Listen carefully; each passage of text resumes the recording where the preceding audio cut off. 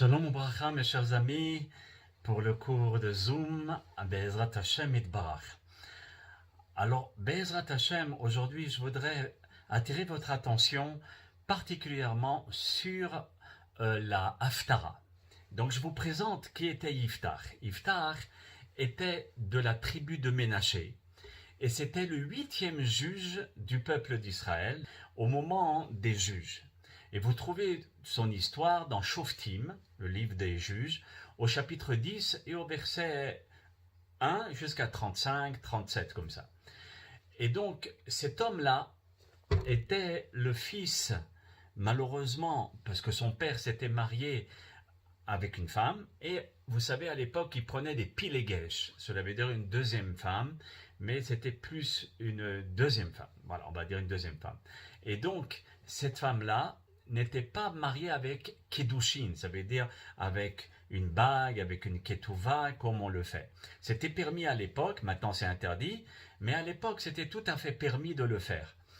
Et quand Yiftach a commencé à grandir, eh ben, ses frères, c'est-à-dire les frères légitimes de la femme de son père, à ce moment-là, malheureusement, il s'est fait exclure de la famille. Ils lui ont dit, tu t'en vas, tu n'es pas notre frère, etc. Bon, il est parti, Be'eretz Tov, dans cet endroit-là. Certains disent que le gouverneur de cet endroit s'appelait Tov, et d'autres disent que c'était l'endroit qui s'appelait Tov. Et c'est là où des années se sont écoulées, et les responsables de la communauté juive ont vu que malheureusement, les Bnei Ammon, c'est-à-dire des peuples, un peuple qui était contre Israël, faisait beaucoup de problèmes au peuple d'Israël. Donc, ils ont déclaré la guerre et ils voulaient en finir. Ils n'avaient pas d'autre choix d'aller chez Yiftach, qui était un homme très fort, très vaillant, et qui était quand même du niveau d'être un général de très haute classe. Mais ils n'avaient pas le choix, ils se sont dit comment on va faire? On a besoin d'un général comme Yiftach et on n'a personne. Alors les gens sont partis voir Yiftach, les gens de la communauté sont partis voir Yiftach, et naturellement il y avait aussi les frères de Yiftach, les demi-frères plutôt. Et selon Yiftach, il dit, mais comment, vous m'avez abandonné, vous m'avez exclu, puis maintenant que vous avez besoin de moi, vous me recherchez? Ça ne se fait pas. C'est sûr qu'ils étaient très mal à l'aise, ils ne savaient pas quoi répondre, mais ils ont essayé de faire le slalom, ce qu'on appelle. Et c'est là où ils ont dit, écoute Yiftach, on est en danger, et c'est pas seulement nous, c'est aussi toi, parce que tu es un Ben Israël comme nous, et ça va aller mal. On a besoin d'un général qui puisse devenir le général de toutes les armées, et on te promet de te donner ce poste. Donc Yiftach leur dit, écoute bien, si vous me donnez cet honneur, je suis prêt à revenir. Retenez bien ce détail. C'est un détail, mais qui est très très important. Cela veut dire que Yiftach a accepté par rapport à l'honneur. Mais sinon, il n'avait rien à faire. Retenez ça, mettez-le dans un tiroir, on va le ressortir tout à l'heure. Ensuite, Yiftach s'organise pour la guerre. Il envoie des émissaires aussi bien chez les Bnei Ammon, etc., leur dire, écoutez, on ne veut pas faire la guerre, mais si vous voulez la guerre, ça va être grave. Donc, je vous demande de vous retirer de ces territoires, c'est à nous, etc. Et il explique en détail, vous regardez dans le texte, et c'est là où Yiftach fait un neder. Il dit à Hachem, écoute, je vais faire un vœu, et si tu me donnes ce peuple, les Bnei Ammon, entre mes mains, si tu me les livres, alors à ce moment-là, la première créature qui sortira de ma maison au devant de moi, d'accord, qui viendra vers moi, alors quand je reviendrai vainqueur des enfants de Bnei Ammon, cette personne-là, ou bien pas de personne, cette créature, lui, il pensait dans sa tête, les Mefarshim disent qu'il pensait soit un animal ou une chose comme ça. Et il a dit, eh ben je le donnerai à Hachem et je l'offrirai en holocauste. Très bon. Lui, il était persuadé dans sa tête que ça va être un korban, un sacrifice d'un animal comme on faisait à l'époque. Vayavo Yiftach ha-mitzpah el beto. Alors Yiftach a fait la guerre, Baruch Hashem, il a gagné la guerre, il a réussi. Et il va à la direction de Mitzpah, là où était sa maison. Et qui sort de sa maison, comme vous le savez tous? Sa fille. Sa fille était tellement contente que son père a pu gagner la guerre et ressortir vivant de cette guerre qui était très très dangereuse parce que c'était un ennemi de très grande taille. Baruch Hashem, HaKadosh Baruch Hu a mis l'ennemi entre les mains de Yiftach. Elle est sortie avec des tambourins en chantant pour son père. Oi, oi, oi, oi, comme Yiftach entrait dans sa maison, à ce moment-là, il s'est dit qui est en train de sortir? C'était son unique enfant. On dit qu'il avait aussi des garçons, mais c'était sa seule fille, elle n'était même pas mariée. Devinez comment s'appelait, même si c'est un détail, la fille de Yiftach, ça peut être une colle. Alors le Midrash, le Targum Yerushalmi, dans le Bamidbar Lamed Dalet 34, nous dit, cette fille s'appelait Shukmazai. Shukmazai, drôle de nom, c'était sa fille. Et quand Shukmazai voit le comportement de son père qui n'était pas content, et ne comprenait pas. Et à ce moment-là, lorsque Yiftach a vu sa fille, il déchira ses vêtements et il dit « Aïe, aïe, aïe, ma fille, tu me jettes dans l'accablement. Comment je vais faire? Maintenant, j'ai fait un vœu, tu me troubles énormément. Comment je vais faire? J'ai fait un vœu à Akadosh Baruch Hu et je ne peux pas le révoquer, c'est impossible. » La fille, elle dit à son père très simplement « Papa, tu as fait un vœu à Akadosh Baruch Hu, pas de souci, traite-moi selon ce qui est sorti de ta bouche. » Regardez cette grande faille, c'est une sadéquette. Et donc elle savait que c'était un korban, un sacrifice. Maintenant qu'Akadosh Baruch Hu t'a vengé de tes ennemis, alors des fils de Bnei Ammon, écoute papa, laisse-moi 2 mois de façon à ce que je puisse pleurer, parce que je suis triste quand même tout. Je ne suis pas marié et je vais aller dans les montagnes avec des filles et je vais pleurer, je vais me lamenter pour ce décret. Parce que ce n'est pas de joie, vous voyez. Et donc, le père Yiftach, il dit, vas-y, c'est un soldat, un général, il dit, vas-y.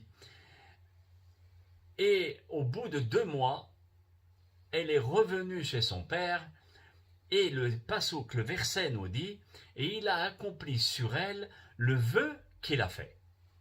Et le passouk nous dit bien, elle n'avait connu point d'homme. Et à ce moment-là, il y avait une coutume qui s'était établie en Israël, la coutume que tous les ans, les filles d'Israël allaient célébrer avec la fille de Yiftach, est-ce qu'elle est vivante ou pas, on va le voir, 4 jours par année, ils allaient la voir pour essayer de parler avec elle d'après certains commentateurs. Mais ça, ce n'est pas le commentateur, c'est le verset. Je vous ai résumé à peu près une quarantaine de psukim, de versets. Regardez sur le texte, dans le texte, ça va être très clair. Maintenant, dans Vayikra Rabbah au chapitre 37, et aussi dans la Gemara, Ta'anit, page 4, on reprend cette histoire, et on dit, écoute, il y a eu 4 personnes qui ont ouvert leur bouche pour faire un neder, un vœu. Bien qu'on sait très bien que les vœux, c'est très dangereux. Il ne faut pas s'amuser avec les vœux. C'est quelque chose de très solide, c'est un engagement, il faut faire très attention. Et surtout de la manière dont on va formuler le vœu. Il faut être très vigilant et connaître les lois. Et la Gemara Ta'anit nous dit comme ça. Là-bas, on nous rapporte qu'il y a eu dans l'histoire d'Israël 4 personnes qui ont fait un vœu et que, quand ils ont formulé le vœu, ils se sont mal exprimés. Alors, Arba Patro Benedarim, 4 ont fait des vœux. Shlosha Shelo Sha'alu Shelo Kaogan, 3 ont, ça veut dire même les 4, ont demandé à Dieu d'une manière qui n'était pas bien, parce que je vous ai dit, quand on fait un vœu, il faut bien formuler le vœu sans défaut. Et eux, ils ont mal exprimé leur vœu. Et Akadosh Baruch Hu, qu'est-ce qu'il a fait? Pour 3 d'entre eux, il aura répondu d'une manière convenable. Maintenant, il y en a eu un parmi les 4, un où il a demandé d'une manière pas bien, et Akadosh Baruch Hu lui a répondu défavorablement. Maintenant, qui sont ces 4? La Gemara Ta'ani nous dit comme ça. Eliezer, le fils d'Abraham, ça se trouve dans le Bereshit au chapitre 24, vous verrez l'histoire. Il y a Shaoul Amelech, Kalev et Iftah, qu'on vient d'expliquer maintenant. Alors, essayons de résumer par rapport à Eliezer. Vous connaissez tous qu'Eliezer a été envoyé par Abraham Avinu pour aller chercher une femme, pour Yitzhak Avinu alav shalom. Eliezer, il dit à Hachem, il fait un éder, et il dit, la première femme qui sortira de chez elle et qui me dira, voilà, je vais te donner de l'eau à toi et tes chameaux et qui va me demander de manger, etc., qui aura la achnasat orahim, ça veut dire qu'elle est vertueuse et elle sait comment inviter les gens, cette femme-là sera pour le fils de mon maître, Yitzhak. Ici, la Gemara nous dit, mais imagine que la première femme qui serait sortie aurait été une non-juive, ou bien une esclave, ou une tordue, ou une personne paralysée. Ça aurait été grave. D'accord? Donc, Akadosh Baruch Hu, pour le mérite d'Abraham et par le mérite de Yitzhak, qui c'est qui est sorti, comme vous le savez? Behaya Nahara Hatibna Kader, qui a tranché sa cruche, ça a été Rivka Hatzadeket, et qui est devenue plus tard la femme de Yitzhak. Ensuite, il y a eu Kalev. Vous pouvez trouver son histoire dans Yeshua au chapitre Tetvav. Alors Kalev, il dit comme ça, celui qui vaincra Kriyat Sefer, Kriyat Sefer c'est une ville qui se trouve à peu près à 45 minutes de Jérusalem. Il se rendra maître de cette ville et il vaincra l'ennemi. Alors je promets, et il fait le vœu, je donnerai ma fille Aksa à cet homme-là. Encore une fois, la Gemara, elle dit, mais tu te rends compte? Et si sa fille Aksa, elle aurait été mariée avec un non-juif? Pour vaincre l'ennemi, rien qu'il faut être fort, il ne faut pas être vertueux. Akadosh Baruch Hu a arrangé les affaires et il a envoyé Othniel ben Kenaz, qui était le frère de Kalev, et qui, Baruch Hashem, a vaincu l'ennemi et s'est marié avec Aksa, la fille de Kalev. Baruch Hashem, Akadosh Baruch Hu, il a arrangé les choses. Maintenant, il y a le troisième, c'était le roi d'Israël, le premier roi. Vous avez deviné, Shaoul Amelech. Eh bien, Shaoul, vous trouvez son histoire dans Shmuel Aleph, Shmuel 1, au chapitre 17 et au verset 25. Là-bas, qu'est-ce qui se passe? Eh bien, il y a un vaillant soldat. C'était un géant d'une force colossale. Vous avez tous deviné, c'était Goliath. Et Goliath, il était en train d'injurier le peuple d'Israël et même il était en train d'injurier Dieu. Waouh, avec tous les ennemis qui ricanaient sur le peuple d'Israël et sur le roi d'Israël et sur Akadosh Baruch Hu, c'est très grave. Shaoul n'en pouvait plus et il dit, celui qui arrive à tuer cet homme-là, je lui donnerai ma fille Michal.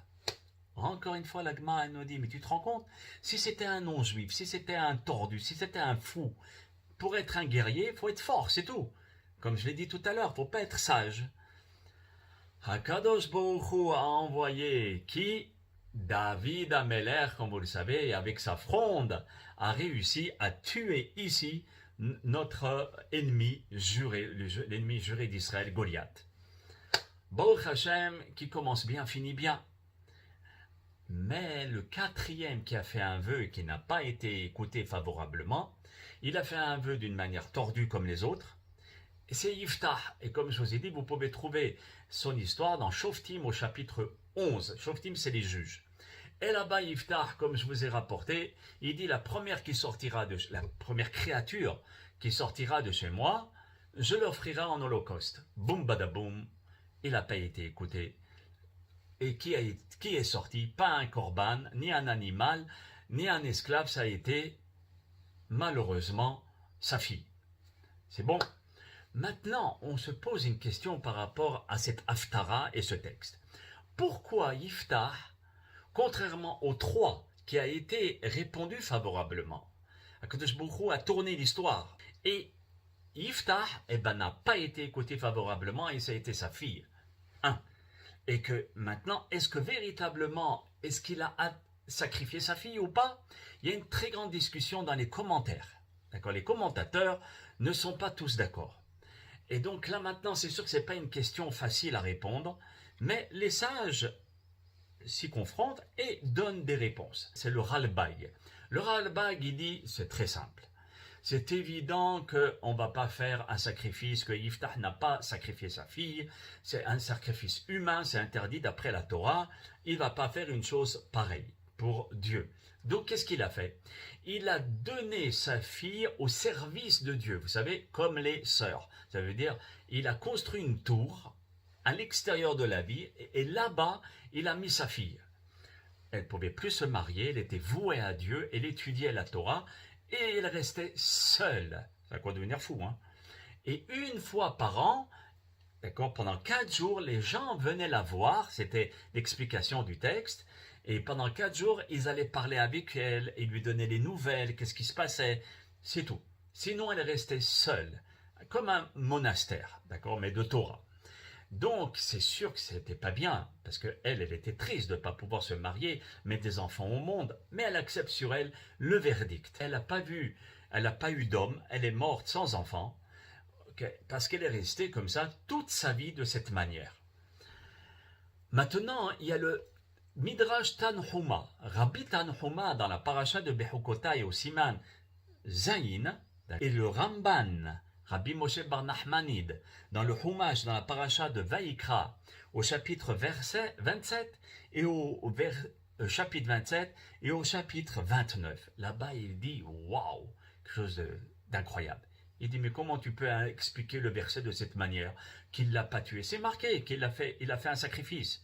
Donc, c'est vrai que de la manière dont tu le rapportes, tous les Mefarshim, comme le Ralbag, qui est un grand maître, il y a plusieurs Mefarshim comme ça qui disent que c'était comme un sacrifice pour Dieu. Mais c'est marqué Ola, un sacrifice. Vraiment. Et donc, tous ces maîtres-là, le Midrash Tanhuma, le Ramban et beaucoup d'autres, disent vraiment il l'a sacrifié à Akadosh Baruch Hu. Maintenant, le Midrash pose une question sur cette explication-là. Est-ce que vraiment il l'a sacrifié? Oui, il l'a sacrifié. D'accord? D'après les commentateurs qui disent qu'il l'a sacrifié. Maintenant, on ne comprend pas pourquoi il n'y a personne qui est venu chez Yiftah et lui dire « Oh, écoute Yiftah, même si tu es le général en chef et tu es un grand homme et tu as gagné la guerre, etc., mais ton éder, il ne faut pas le sacrifier ta fille. Ton éder ne compte pas. Pourquoi il ne compte pas? Vous savez, Lo hal velo yachol klal lahul le'olam. On sait tous qu'il est marqué dans Vaïkra au chapitre 18 et au verset 21, et dans Dvarim aussi, au chapitre 12.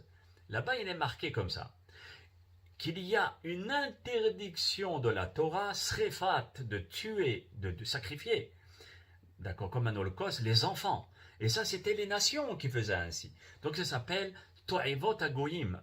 Al-Telechu, ne faites pas comme font les nations. Et Akadosh Baruch Hu, même pour Abraham Abinu, il l'a stoppé.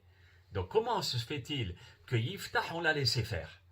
Le Midrash Rabbah, dans la paracha de Haye Sarah, il dit, mais Yiftah pouvait très bien payer son éder, il y a une façon de faire comme ça, avec le Beddin, il paye son éder et il donne un sacrifice à la place de sa fille. Mais au moins, il rachète sa fille. Et maintenant, le Midrash nous dit, mais il est su, et il est connu dans les lois de Neder, que ce Neder-là ne compte pas. Il a mal été verbalisé, hein, et de deux, on ne peut pas faire un sacrifice humain. Et ce Neder-là ne peut pas tomber sur la fille de quelqu'un, comme si vous allez faire un Neder sur la peau de quelqu'un d'autre. Ça n'existe pas, ça. Donc, lo yahul al-goufa, ça ne peut pas tomber sur un être humain, un Neder pareil. Alors maintenant, pourquoi Yiftah n'a pas été chercher la vraie loi au lieu de se focuser dans cette direction-là? Vous allez me dire, il a eu un grand courage. Il est resté sur sa parole et il a sacrifié sa fille, d'après les commentateurs qui disent qu'il a sacrifié. Et même s'il ne l'a pas sacrifié, le mettre dans une maison, dans une tour, et l'a laissé comme ça toute sa vie, c'est pénible, très dur, c'est plus une vie. Donc maintenant, que ce soit l'un ou l'autre, automatiquement, il y a une difficulté. Comment Yiftah peut faire une chose pareille? Comment Yiftah peut faire une chose pareille? Un, de sacrifier d'une manière ou d'une autre sa fille, pour Hachem, Et à ce moment-là, pourquoi ils ne sont pas venus vers lui? Ou pourquoi lui n'est pas parti chez le sage de la génération? On sait très bien que dans cette génération, il y avait un très grand sage, que vous avez tous su, c'était Pinhas, le Kohen Gadol. Alors, je ne comprends pas. Le Midrash il pose cette question, c'est une colle. Pourquoi l'un ou l'autre n'a pas résolu le problème? Et que ça a été cette pauvre fille qui en a subi les conséquences. Réfléchissez à une réponse. Quelques secondes. Alors, voilà. Maintenant que certains m'ont donné quelques réponses, qui sont très logiques, hein, très très bien. Mais regardez la réponse que nos hachamim nous partagent. Écoutez bien, c'est très grave ce que je vais dire, mais c'est la réalité de ce que nos sages nous rapportent. Ils nous disent, Pinhas, il disait de son côté, moi, mais je suis le Kohen Gadol. Je suis le Kohen Gadol, fils de Kohen Gadol, petit-fils de Kohen Gadol. Qui il est lui pour que moi je puisse partir chez lui? C'est un ignorant. Et c'est vrai que Yiftah, c'était pas un grand Talmid Hacham. C'était un grand guerrier, un vaillant, mais pas un grand Talmid Hacham. Donc, qu'est-ce que moi je vais partir chez lui? Que lui vienne vers moi. Et le Midrash Tanhuma, toujours dans la parasha de Bechukotai, au chapitre 7, nous dit, Yiftah, il disait la même chose. Moi, mais je suis le chef de tous les chauvetés Israël, de tous les juges d'Israël, et je suis un grand général, le Rosh HaKetzinim. Moi, je vais me rabaisser devant cet homme-là, mais qui il est, pour qui il se prend? Et il a été un homme, ça veut dire Yiftah, il a respecté sa parole jusqu'au bout, mais par Akshanout, il est resté têtu par rapport à sa position. Il aurait pu partir, ou Pinhas aurait pu venir.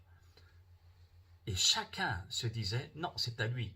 Et si je vous raconte ceci, parce que l'histoire se répète à chaque fois, c'est marqué dans le Tanakh. Pourquoi ça va être marqué dans la Torah? Rien que pour nous remplir des pages d'histoire? Non. La Torah, c'est pas seulement un livre d'histoire, c'est un livre de morale. Pour essayer de nous expliquer, attention, dans l'histoire, on voit souvent des gens que par leur orgueil, leur prétention, leur ego, perdent beaucoup. Ils coulent en coulant les autres. Mais ils coulent. Si Yiftah a tué sa fille, pour certains, c'est tué, et d'autres, il lui a pas donné la possibilité de vivre comme une femme avec une famille, des enfants, etc.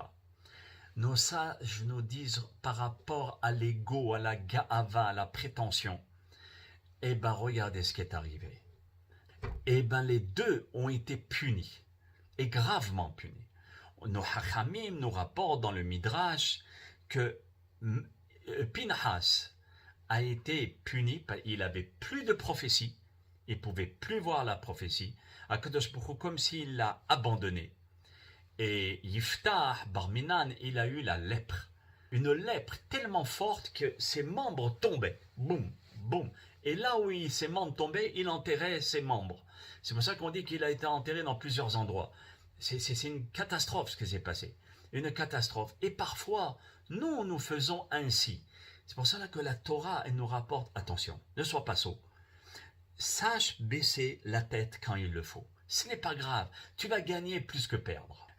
Ne te prends pas pour Dieu. Tu n'es pas Dieu. Tu n'es pas tu es un être humain. Alors vas-y, va demander la loi. Et surtout que la loi n'était pas comme toi tu le pensais. Toi, Yiftah, parce que tu n'es pas un Talmid Hacham. Et les sages connaissent les lois. Ils auraient pu te délier de ce vœu. Pourquoi esquinter ta fille? Et toi, Pinhas, ben, c'est pas parce que tu es Kohen Gadol qui t'a donné ce titre. C'est Akadosh Baruch Hu. Alors quoi, tu profites de cette couronne que Dieu t'a donnée pour te pavaner et puis attendre que les gens viennent vers toi? Ceci est aussi valable pour les rabbanim, aussi valable pour les présidents de communautés, aussi valable pour les gens qui ont un poste, un ma'amad, un poste important dans la vie. Et aussi, ceci est valable pour les gens qui, si vous voulez, n'ont pas beaucoup de connaissances dans la vie, soit dans la Torah. D'accord? Et ils font des erreurs. Et ils ne vont pas aller voir les sages. Voilà. Et donc, c'est pour cela que c'était Haftarah va être lu ce Shabbat, afin qu'on prenne du plomb dans la tête. Et donc, je reviens à la première question que j'avais posée. Pourquoi Yiftah n'a pas été répondu favorablement comme les trois autres? Eliezer a été répondu convenablement, Shaoul a été répondu convenablement, et Caleb il a été répondu convenablement. Pourquoi Yiftah Miskin?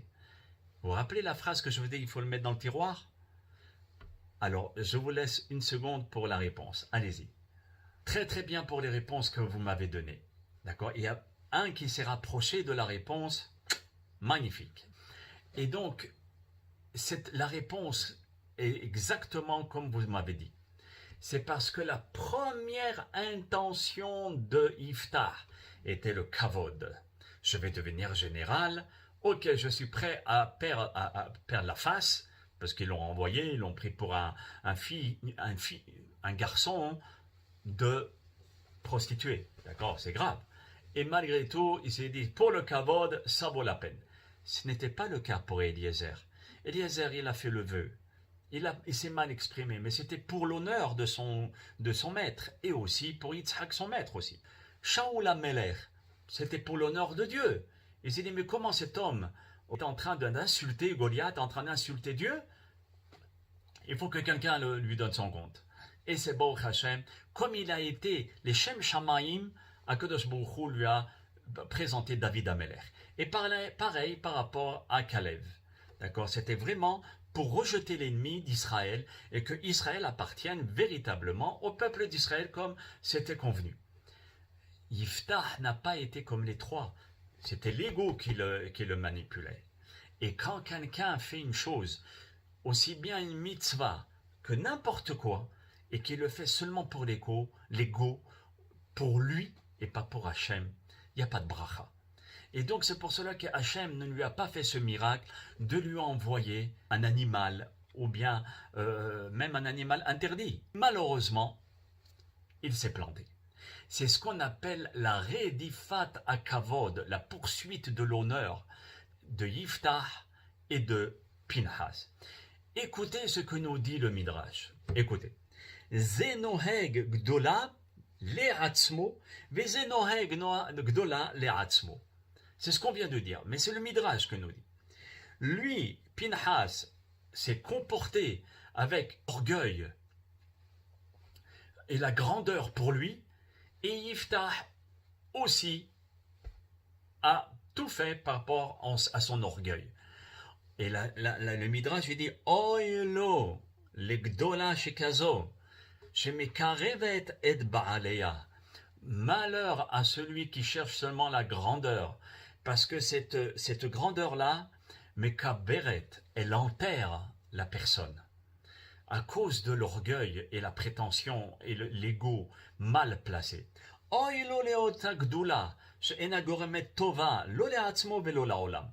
Malheur à cet orgueil et cette prétention, cette grandeur qu'on veut avoir, mais qui engendre et qui entraîne rien de bien, aussi bien pour la personne que pour le monde entier. Et les deux ont payé très très cher, comme je vous ai dit. Pinhas n'a plus eu de Ruach HaKodesh, comme si Dieu lui dit, va-t'en, je ne parle plus avec toi. Et Yiftah, pareil, malheureusement sa fille, et ça a été un grand désastre, il s'est déchiré les habits, il s'est dit, qu'est-ce qui se passe? Et malheureusement, parce que tout a été fait par rapport à l'orgueil. Et c'est ça, et donc les deux ont été punis. Ça, c'est une des moralités qu'on doit tirer de cette Haftara. Mais une autre moralité, déjà deux moralités, d'accord? La troisième, ne jamais, mais jamais faire une promesse que l'on ne pourra pas tenir. Je vous dis souvent, quand par exemple nous avons des moments très durs, très difficiles, des opérations, des guerres, des choses comme Yiftah et comme Shaoul, c'était par rapport à la peur. Et l'angoisse et la peur nous fait faire promettre des choses qu'on risque de ne pas tenir. Voyez? Et c'est dangereux pour la personne. Parce que si on ne tient pas un éder, ou on ne va pas chez le Hacham nous l'enlever quand c'est possible de l'enlever, par exemple, quelqu'un il va dire « j'offre un Sefer Torah ». Si X, on ressort vivant. Vous savez qu'un Sefer Torah, on ne peut pas faire un Tarat Nedarim. On ne peut pas enlever un vœu pour un Sefer Torah. C'est fini. Donc, la personne, elle n'a pas l'argent. Waouh, comment elle fait? Il ne peut pas prendre des livres et les vendre, il ne peut rien faire, il doit acheter un Sefer Torah. Et s'il n'a pas l'argent, il a un éder sur la tête. Donc il ne faut pas s'amuser avec les Nedarim. Et ce n'est pas parce qu'on est dans une circonstances difficiles qu'il faut faire un vœu, pas possible. Non, une petite promesse que l'on sait préalablement, après avoir réfléchi, pas sous le coup de la mort, ou bien de la peur, ou bien de le zèle. Il ne faut pas. Il faut réfléchir et dire, voilà, qu'est-ce que je peux faire à Dieu, pour Dieu, pour que telle chose puisse se réaliser. Et on va prendre des petites mitzvot que l'on sait que l'on va pouvoir réaliser. Par exemple, vous savez que lorsqu'on sort des toilettes, on n'est pas obligé de faire Netilat Yadayim avec le keli, avec le récipient. Eh bien, très simple. La personne, elle dit, si tu me fais ça, eh ben, je sortirai des toilettes et je le ferai avec le récipient pour la Gdusha. Vous savez que, par exemple, le matin, on se lave les mains avec un récipient 3 fois. Eh bien, il y a le Gaon de Vilna qui nous dit on le fait 4 fois. Quelqu'un, il dit, je vais faire 4 fois. Quelqu'un, il dit, voilà, je vais accepter le Shabbat 5 minutes avant ce qui est marqué dans le calendrier. 5 minutes ou 2 minutes. C'est des choses qui sont possibles. Mais si quelqu'un me dit, je vais carrément faire tous les Tehillim, tous les jours, pour Dieu, si tu sauves mon mari ou bien mon fils, etc., il risque de ne pas tenir parole. Et donc, dans un éder, il ne faut pas céder devant la peur, le danger, et de promettre n'importe comment. Il faut être très vigilant. Et qu'Hachem Yitbarach nous aide dans la façon de parler, dans la façon de promettre, de la manière dont on va se comporter, de nous comporter toujours dans les chemins d'Akadosh Baruch Hu comme Dieu attend de nous, qu'on puisse toujours être fidèle à Hachem Yitbarach et ce que l'on fait, le faire pour le roi des rois, Hachem Yitbarach. Et là-dessus, il y aura véritablement la bracha, Be'ezrat Hachem Yitbarach. Et je voulais, Be'ezrat Hachem, par rapport à ça, vous raconter une très très belle histoire sur la vigilance de la parole ou de l'acte ou du geste. Écoutez cette histoire, elle est fantastique.